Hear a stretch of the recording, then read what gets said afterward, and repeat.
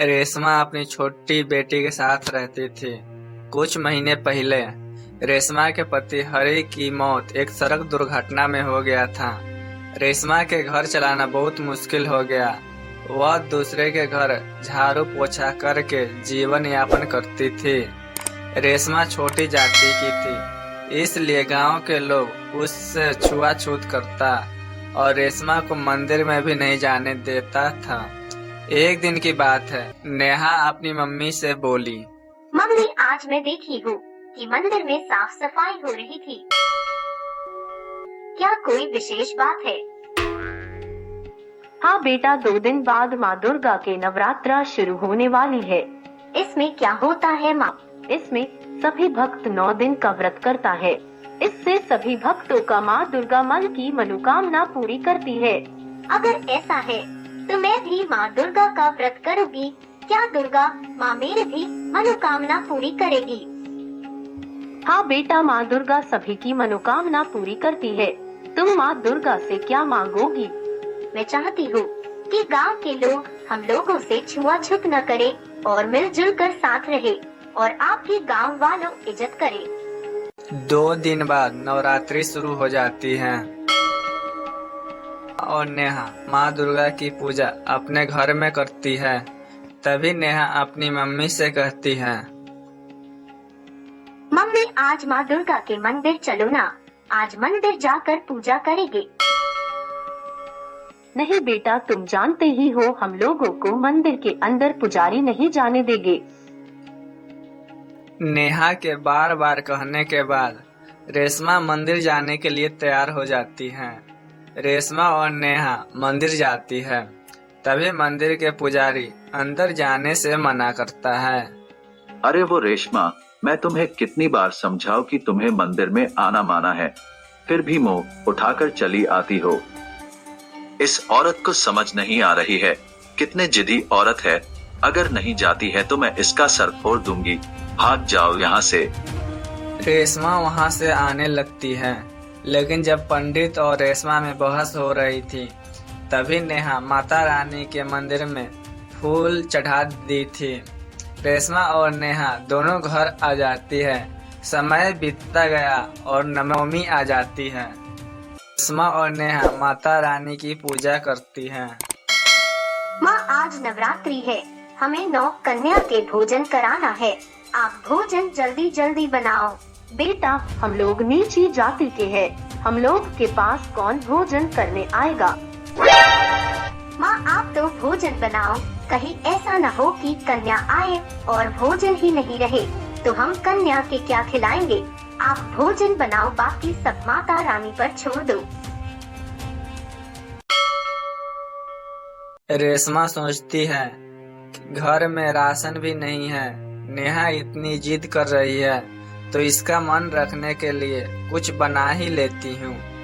तब नेहा घर के मंदिर में जाकर, हे माता रानी, हमारे घर किसी कन्या के जरूर भेज देना। रेशमा रसोई घर में जाती है और देखती है राशन के सारे डब्बे राशन से भरा हुआ है। वह खुशी खुशी अच्छे अच्छे पकवान बनाती है और कन्या का इंतजार करने लगती है।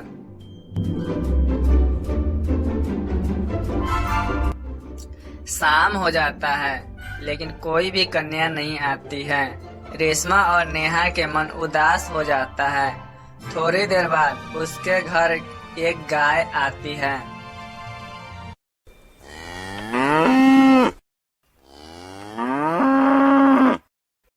माँ, हमारे घर कोई भी कन्या नहीं आई है। सारा भोजन आप गाय को ही खिला दो। माता रानी को यही मर्जी है। नवरात्रि का दिन था। दोनों माँ बेटी माता रानी की पूजा करती हैं। दोनों मंदिर जाती है, लेकिन वहाँ के लोग मंदिर के अंदर नहीं जाने देते हैं। तभी रेशमा बोलती है, मुझे नहीं, मेरी बेटी को मंदिर में जाने दो, वह तो अभी बची है। बच्ची है तो क्या हुआ, वह ऊंची जाति के नहीं है ना। इतना कहकर पंडित रेशमा के धक्का दे देता है। जिससे रेशमा के पत्थर से सर टकराकर फूट जाता है। नेहा वहाँ पर रोने लगती है। हे माता रानी, हम आपके दर्शन के लिए आए थे और आपके दरबार में ये क्या हो गया? कैसे जालिम लोग हैं? ये कैसी माया है आपकी? इतना ही देर में मंदिर से एक रोशनी निकलती है और आवाज आता है।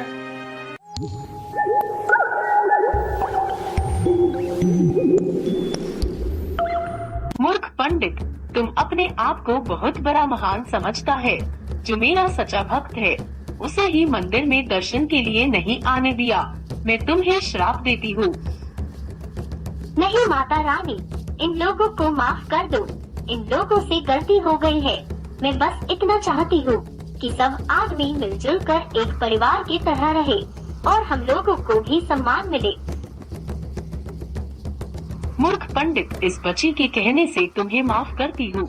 आज से सभी भक्त मिलजुल कर रहेंगे।